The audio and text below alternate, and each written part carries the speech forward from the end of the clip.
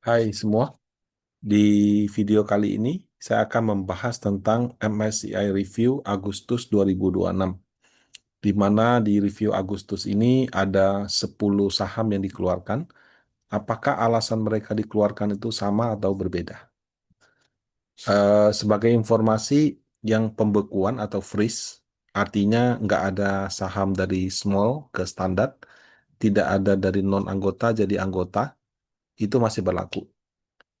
Freeze itu juga berarti kalau misalnya dianya standar, terus karena size-nya turun jadi small, itu tetap bisa. Standar dikeluarkan bisa, small dikeluarkan juga bisa.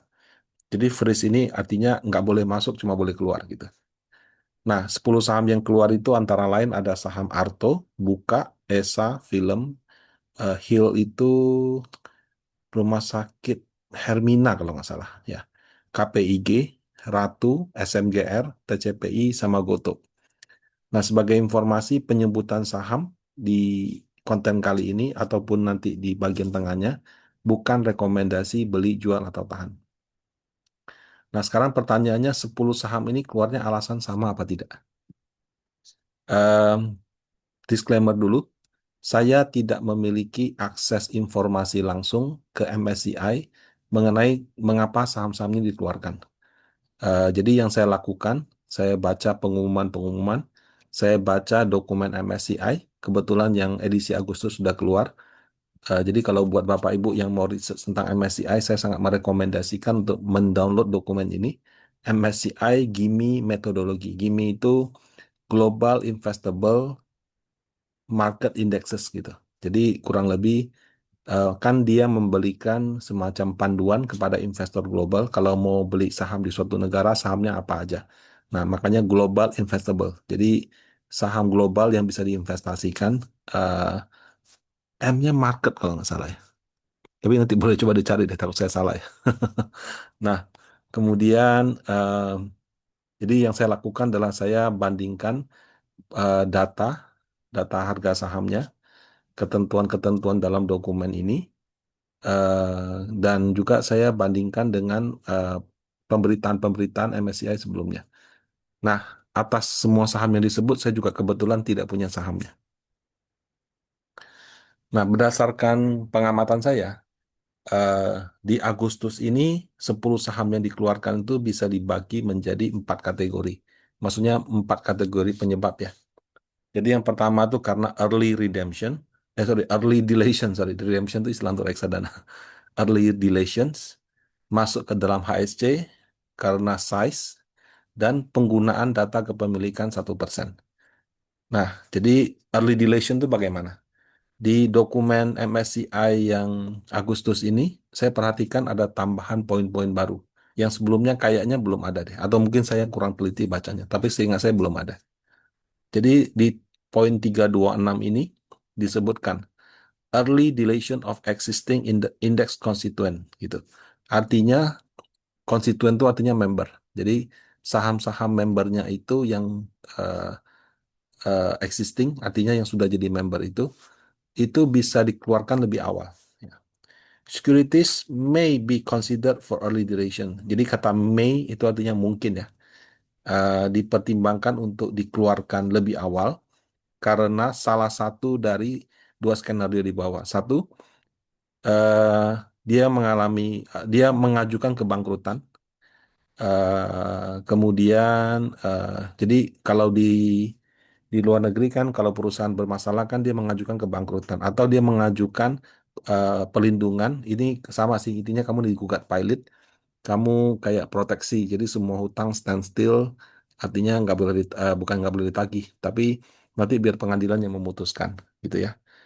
Atau disuspensi, for which a return to normal activity unlikely in near future. Artinya karena dia mengajukan kebangkrutan dalam gugatan pilot atau disuspend, eh, dan kelihatannya dalam waktu dekat untuk bisa diperdagangkan kembali itu sulit ya. Jadi bisa di early deletions.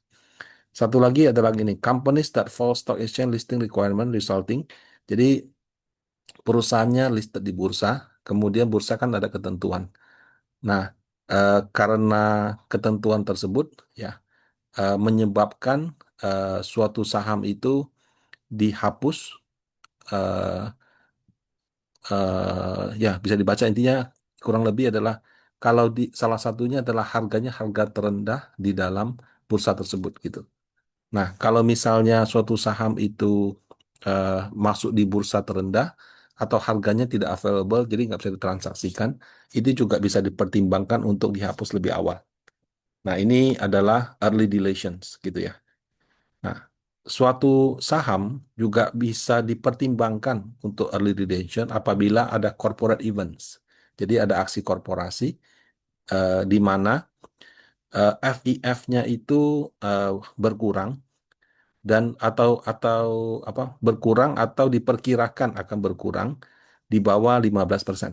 Jadi free floatnya yang versi MSCI ya. Jadi dia sebutnya FIF, Foreign Inclusion Factor. Kalau free float itu kan eh, versi Indonesia, saham yang bisa dibeli oleh umum. Tapi mungkin karena ada kepemilikan oleh eh, pemegang saham yang mungkin dia di lock gitu ya, atau ada pembatasan kepemilikan saham oleh investor luar negeri, jadi tidak semua bisa dibeli oleh investor luar. Nah, yang porsi bisa dibeli itu sebut dengan FVF. Jadi kalau kita sebutnya free float, dia sebutnya FVF.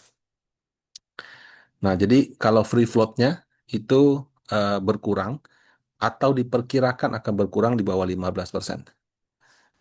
Nah, kemudian free float berkurang untuk existing constituent of the standard index, which FEF already lower than 15. Jadi dia punya free float itu sudah kurang dari 15 dan berkurang lagi gitu. Nah, itu juga bisa dikeluarkan. Sekuritas disuspend untuk jangka waktu yang panjang. Kemudian ada aksi akuisisi, merger dengan eh, apa saham yang bukan member menyebabkan dia nggak bisa dipertahankan lagi dalam suatu indeks. Constituent share class convert to another share class. Jadi kalau misalnya ada perubahan share class, jadi dari kelas sekian jadi kelas sekian, menyebabkan dia mungkin tidak bisa masuk dalam kategori tersebut. Sama yang ini, if a constituent company is involved in the large corporate event with significant market capitalization change. Jadi ada perubahan market cap dalam jumlah besar ya yang menyebabkan eh, dia mungkin akan dikeluarkan lebih awal seperti itu. Ya, jadi ini kurang lebih eh, kalau dari pengamatan saya ya sepertinya dokumen-dokumen tahun lalu nggak ada poin ini gitu. Nah, ini ya yang sudah saya ringkas ya. Nah, yang saya perhatikan itu adalah poin 2 ini. Poin 2 ini eh, jadi sebetulnya dia bilang gagal memenuhi ketentuan bursa setempat sehingga mengalami delisting. Sebenarnya bukan delisting. eh, atau dia itu harganya paling rendah dalam sistem dengan 0,0001. Jadi kalau misalnya harganya sudah terendah dalam sistem, itu bisa juga menyebabkan dia itu dikeluarkan. Nah, ketentuan lowest price system ini, kalau saya lihat diterapkan pada saham Goto. Ya, karena kan harga bursa itu harganya 50. Kalau 50 itu akan berdampak terhadap indeks replicability gitu. Dan ini sebetulnya juga diumumkan resmi oleh MSCI di tanggal 12 Agustus. Ya, ada tulisan 0,0001 juga sih. Jadi, sorry ini yang lowest price system gitu. Nah, jadi intinya dia bilang kalau misalnya harganya itu karena sudah sampai di 50, itu akan menyulitkan indeks replicability. Ya, indeks replicability itu maksudnya gimana? Jadi kamu bayangkan misalnya ada reksadana indeks, contoh kayak Panin IDX 30. Eh, Salah satu anggota IDX 30 itu adalah Goto. Jadi kalau misalnya nasabah subscribe, kan saya harus beli saham. Karena saya mau replicate IDX 30, saya beli saham Goto. Bisa beli nggak? Bisa. Yang offer di harga 50 itu berjibun gitu. Nah, jadi kalau nasabah subscribe, saya beli Goto. Katakan bobot Goto 2%, ya saya beli Goto 2% juga. Apa yang terjadi ketika nasabah redeem? Kalau nasabah redeem, maka saya juga harus redeem 2% saham Goto tersebut saya harus jual. Nah, pada saya jual nggak bisa. Kenapa? Karena harganya sudah 50 mentok gitu. Jadi pembelinya nggak ada. Atau kalaupun saya mau jual tuh harus harganya di bawah 50 dan dilakukan di pasar negosiasi. Nah, ibaratnya mau beli bisa, mau jual nggak bisa atau susah gitu. Nah, tujuan daripada MSCI ataupun index provider kan mereka menyediakan semacam platform, semacam bukan platform sih. Jadi mereka menyediakan daftar saham yang bisa dibeli oleh investor global. Jadi kalau sahamnya bisa dibeli tapi nggak bisa dijual atau dijualnya masih di pasar nego dengan harga bawah, itu akan menyulitkan untuk membuat indeks tersebut gitu. Nah, belum lagi kalau kita lihat secara teknis ya, misalnya kalau kita perhatikan saham Goto, itu banyak transaksi terjadi di harga 20 sampai 30. Jumlahnya itu puluhan miliar bahkan ratusan miliar gitu. Nah, yang jadi masalah ada terjadi harga transaksi di harga 50 juga. Jumlahnya cuma ratusan juta. Secara teknis, kalau misalnya ada transaksi di harga 50 walaupun cuma 200 juta, saya jual di harga 20, let's say gitu, atau 30 karena yang beli banyak di situ. Itu waktu hitung NAB saya harus pakai 50. Jadi ibaratnya saya itu menghitung NAB dengan harga 50, tapi ketika saya jual, harga jualnya di harga 20 atau 30. Nah, itu kan berarti overstated dia punya NAV. Sehingga kerugian atau kelebihannya itu akan ditanggung oleh investor yang tidak melakukan redemption. Jadi memang kalau harganya sudah minim begitu harus dikeluarkan. Ya, ini untuk Goto. Nah, peringatan ini sebetulnya bukan mendadak ya. Dari bulan Mei 2026 juga sudah ada peringatan serupa. Jadi sebetulnya Goto dikeluarkan ini bukan hal baru, sudah diperingatkan di bulan Mei, direalisasikan pada bulan Agustus. Ya, masa reviewnya kan Februari, Mei, Agustus, dan November. Ya, ya benar November. Nah, yang kedua, itu kategori pertama ya. Yang kedua masuk dalam kategori High Shareholding Concentration (HSC). Sekali lagi, masuk HSC itu tidak berarti melanggar aturan, tapi menandakan bahwa saham tersebut dimiliki oleh sekelompok investor tertentu secara terkonsentrasi. Sekelompok ini bisa afiliasi, bisa juga enggak. Ya, biasanya ada persentasenya. Ada yang 95, ada yang 98, ada yang 93. Itu bursa yang menetapkan metodenya gitu. Nah, bagi global index provider sering saya sebutkan gitu. Investor asing yang mau beli saham, kalau harga sahamnya turun itu basically adalah resiko pasar. Namanya investor profesional pasti sudah mengerti itu. Dan kita terima itu resiko penurunan harga. Tapi kalau resiko likuiditas agak sulit kita terimanya. Kenapa? Karena kalau di mata investor global, di mana mereka itu harus bertransaksi dalam jumlah besar dalam waktu cepat, nggak boleh nyangkut. Jadi kepengennya mereka kalau beli suatu saham suatu negara, mereka bisa entry dan exit dengan harga yang wajar. Nah, ketika sahamnya terkonsentrasi, berarti kan yang punya sekelompok orang. Waktu saya mau jual, ada yang mau beli nggak? Nah, itu satu. Terus karena karena terkonsentrasi pada sekelompok orang, itu harganya rentan mengalami fluktuasi yang signifikan. Bisa saja pada saat orang mau beli harganya tinggi, pada saat saya mau jual harganya jatuh. Kenapa? Karena yang punya cuma sekelompok orang gitu. Nah, makanya dikeluarkan karena HSC ini sebetulnya sangat diperlukan ya, karena ini yang menjadi kendala bagi investor global ketika invest di saham Indonesia. Mereka mengalami itu. Eh, Pas mau beli harganya tinggi, pas mereka exit permintaannya drop, harganya jatuh.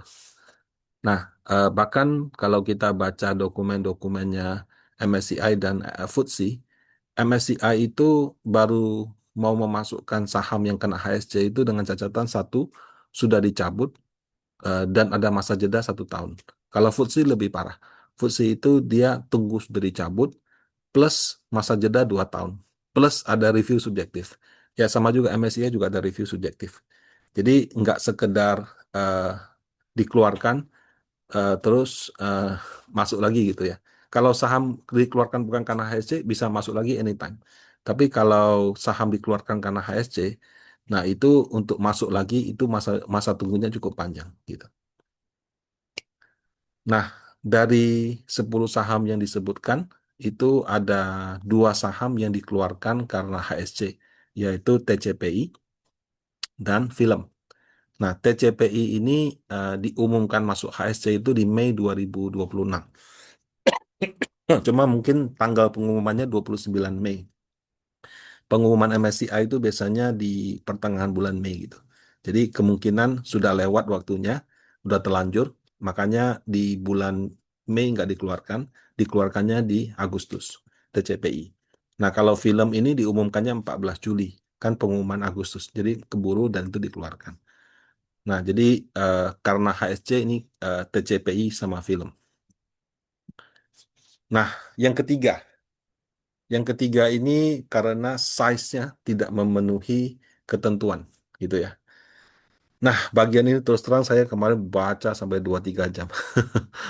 Eh, dan kayaknya saya baru menyadari ternyata ada dua bagian di dokumen MSCI yang saya mungkin salah memahami selama ini. Jadi dia ada satu dokumen yang menyatakan kalau suatu negara mau masuk emerging market, dia mesti punya eh, sahamnya size-nya berapa, free float size-nya berapa, market cap-nya berapa. Nah, kemudian ada satu bagian lagi yang disebut dengan Global Minimum Size Reference. Jadi saya selama ini selalu menggunakan yang persyaratan untuk bisa masuk itu.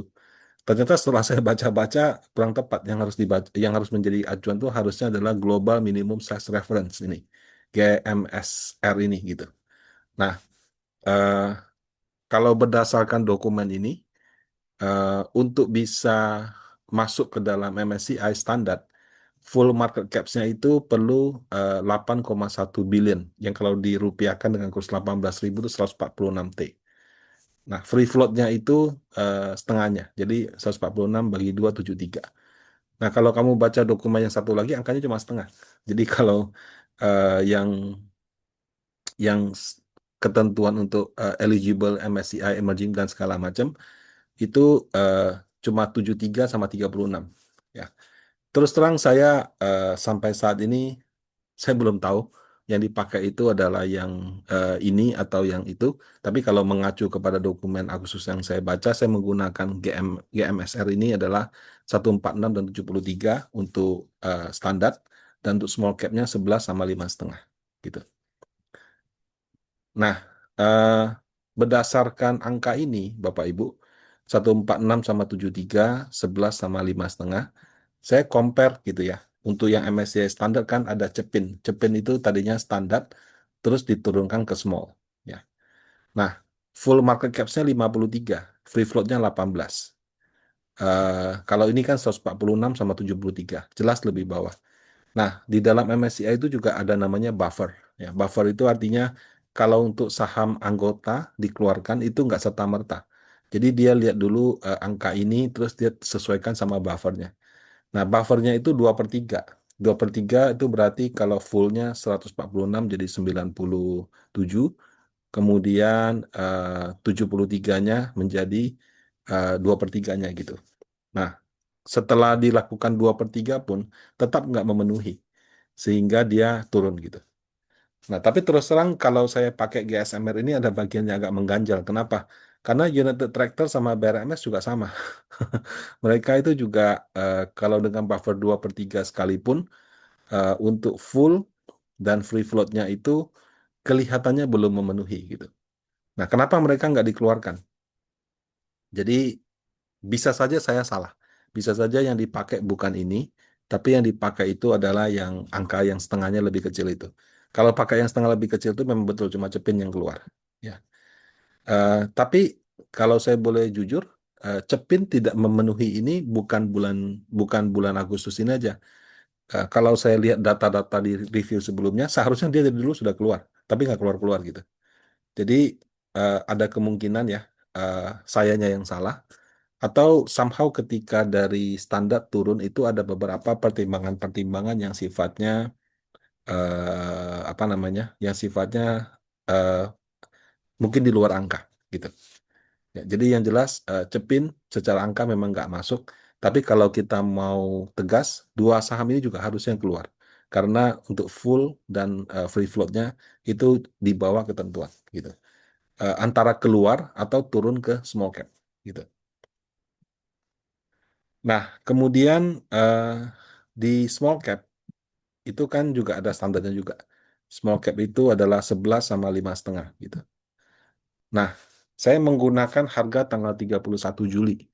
Jadi berdasarkan tanggal 31 Juli yang benar-benar eh, berdasarkan angka itu disesuaikan dengan 2/3 itu adalah 7,4 dan 3,7 itu cuman eh, satu yang benar-benar keluar ya. Eh, nah, itu adalah si 7,4 3,7 buka ya. Jadi saham buka ini eh, memang dia punya free float market caps itu di bawah ketentuan 3,7 tapi fullnya masih memenuhi gitu. Nah, jadi kalau menggunakan cut off itu harusnya buka ini keluar.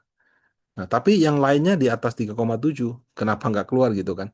Dan anehnya juga di dalam small cap ada juga saham Avia. Saham Avia lebih kecil lagi, 2,6 T. Harusnya keluar, tapi juga nggak dikeluarkan gitu. Nah, jadi memang bagian yang agak mengganjal di situ. Jadi yang keluar karena size menurut saya itu adalah saham buka karena sudah di bawah itu. Nah, eh, saya mencoba eh, cara lain gitu. Jangan-jangan 6 saham ini dia pakai data 1%. Nah, saya kasih contoh ya. Jadi kalau berdasarkan data 1%, contoh Hill, Hermina gitu ya. Itu kalau kamu cek di data IDX, free floatnya 53%. Ini versi IDX ya, IDX yang ada di website gitu. Tapi kalau kamu pakai data 1%, akan kelihatan seperti ini. Ada corporate 22, ya, di mana Apollo ini nggak kelihatan karena di bawah 5%. Individual, ini rata-rata dokter-dokternya yang punya, Bapak Ibu. Entah direksinya, entah komisarisnya, atau key person. Jadi orang-orang ini mungkin cuma Ibu Lydia yang keluar. Kalau sisanya itu yang di bawah 5%. Oh sorry, ada Simorangkir, Hasmoro gitu. Aditya Warmani kalau nggak salah juga salah satu komisaris atau direkturnya. Nah, ini kelihatannya key person daripada rumah sakit ini. Karena kan kalau rumah sakit itu setahu saya kalau IPO itu dokter-dokternya dapat saham gitu ya. Nah, ada organisasi internasional, ada ADB 2,28%. Kemudian ada private equity. Nah, private equity ini kalau menurut kategori MSCI itu nggak bisa masuk. Nah, private equity itu biasanya ketika mereka masuk, mereka menempatkan orang. Ya. Jadi karena mereka menempatkan orang, maka dianggap mereka itu punya kepengendalian. Nah, karena punya pengendalian, makanya di take out gitu. Nah, kalau misalnya kita pakai semua tanpa terkecuali ya, kita nggak usah lihat apakah individual ini orang kaya atau bukan, itu eh, berarti kan 100% kurang 78% itu cuma sisa 23%. Sorry, 21,5% gitu. Nah, kalau 21,5% Hill yang tadi fullnya 12,2 T, free floatnya 6,5 karena kali 53%. Begitu saya kalikan 21,57 jadi 2,6. Betul, di bawah 3,7 makanya dia keluar gitu. Nah, untuk 6 saham lainnya juga sama. Jadi begitu saya pakai data 1%, yang tanpa terkecuali ya, saya nggak peduli dia itu siapa gitu. Pokoknya 1%-nya saya anggap kalau keluar itu semuanya non free float. Itu size market cap-nya itu semua jadi di bawah 3,7 yang mendekati SMGR 3,6 gitu. Nah, jadi ini kemungkinan dikeluarkan karena alasan eh, penggunaan data 1%. Ya. Nah, jadi berdasarkan rekap saya, itu ada dikeluarkan karena satu, eh, Goto, dia harga minimal. Dua, HSC, TCPI sama film. Tiga, size, itu saham Bukalapak. Kemudian yang keempat, karena size juga, tapi size di mana market cap-nya disesuaikan dengan data 1%. Itu sisanya gitu. Nah, apakah kalau data 1% diterapkan di semua sisa MSCI, ada yang keluar, ada yang keluar? Mungkin juga. Terus terang saya nggak sempat cek karena banyak sekali gitu. Nah, eh, mengapa cuma 6%, cuma 6 saham ini digunakan data 1%? Saham lainnya tidak gitu. Terus terang juga saya tidak tahu karena saya belum membuka semua datanya. Ini saja saya habiskan berjam-jam untuk menghitung dan mencari satu persatu gitu. Tapi bisa saja sudah dipakai tapi tetap memenuhi gitu. Karena data 1% sekali lagi dalam dokumen MSCI disebut dia may use, artinya bisa dipakai, bisa juga enggak. Nah, jadi kira-kira eh, hasil kajian saya untuk review MSCI di bulan Agustus lalu, eh, jadi saham yang dikeluarkan menurut saya memang benar ada alasan di baliknya. Semoga di bulan November nanti eh, pembekuan daripada MSCI sudah benar-benar dicabut sehingga saham-saham Indonesia yang lain punya kesempatan untuk masuk lagi. Nah, demikian pembahasan saya. Semoga bermanfaat. Kalau ada pertanyaan bisa di kolom chat ya. Terima kasih.